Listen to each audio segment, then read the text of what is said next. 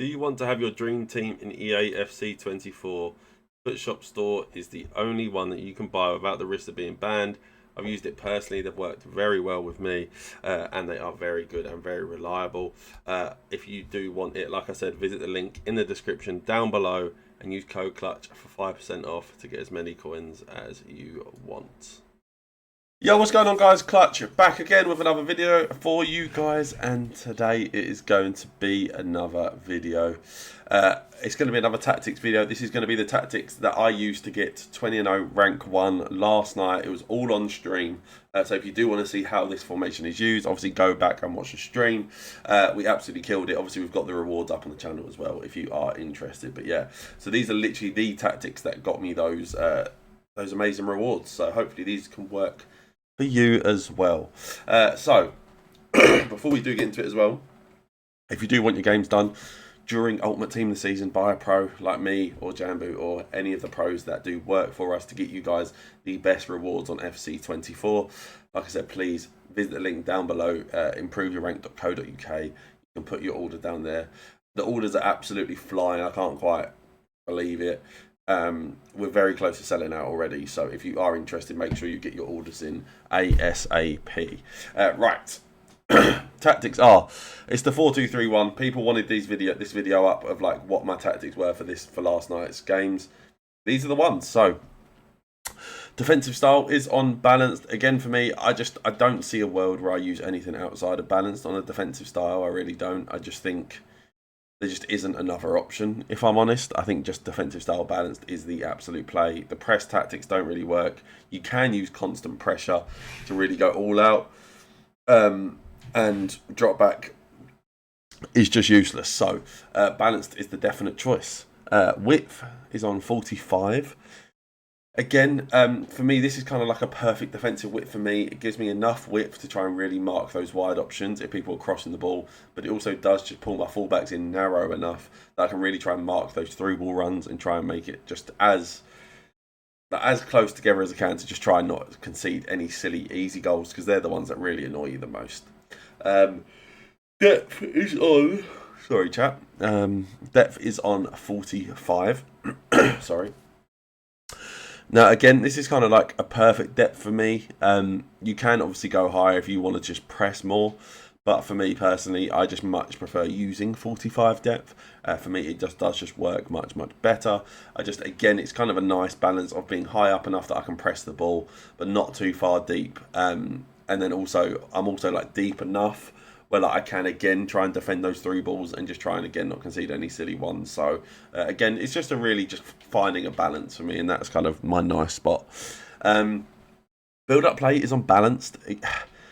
There isn't anything that really just screams out to me that should be used. I mean, long ball could be an option, but if you guys have seen the way I play, I don't really use like over the top through balls, switches and things like that. I'm not a big like aerial pass person.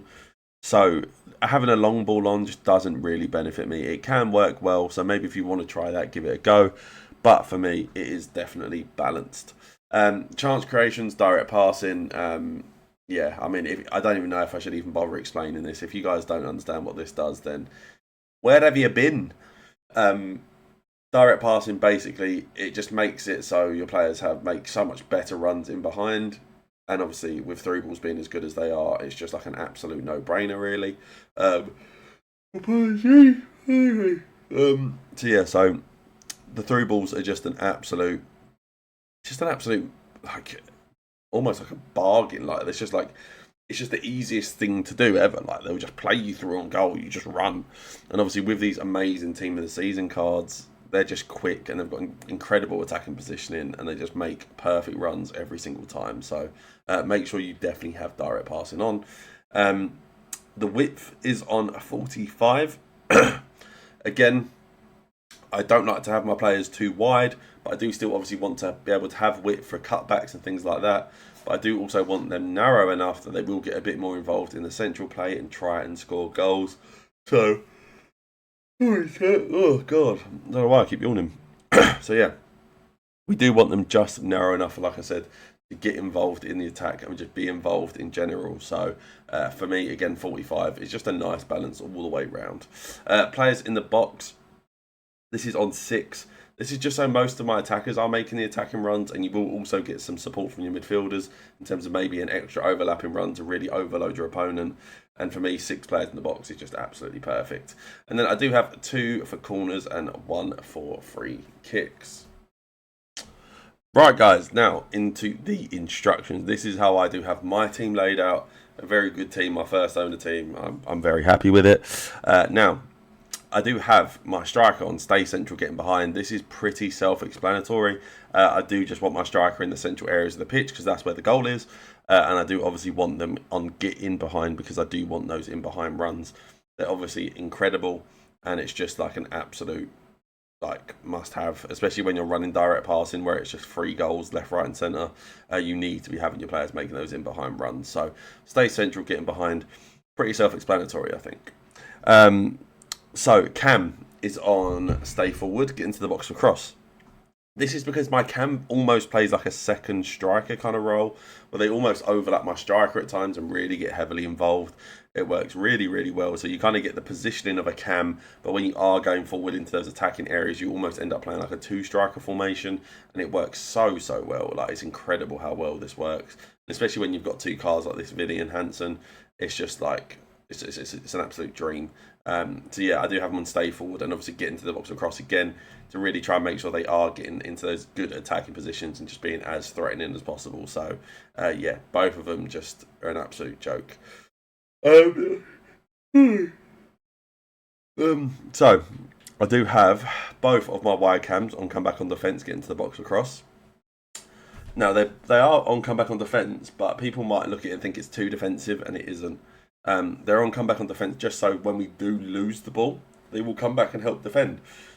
When we are going forward, they still absolutely bomb on, but they still act like normal attackers. It just means that we get that extra support, and it just means as well we're just that little bit harder to break down.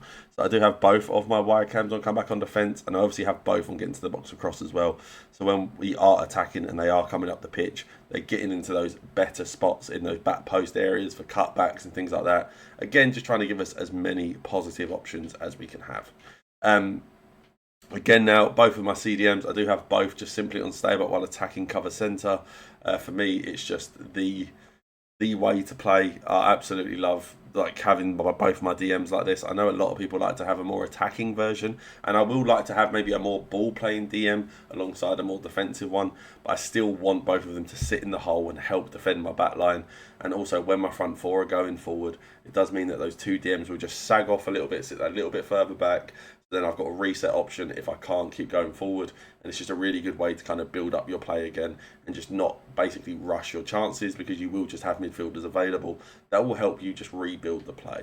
I do have both of my centre backs and keeper just all on default instructions, and then I do have both of my fullbacks simply on stay but while attacking. This is again just to make sure that I don't concede any kind of silly goals and just be as defensively strong as possible. So yeah, guys, hope you guys did enjoy this video. If you did, please drop it a like, drop a comment as well if you have any questions whatsoever, and also please sub if you do enjoy the video. Been clutch. I'll see you in a bit. Peace.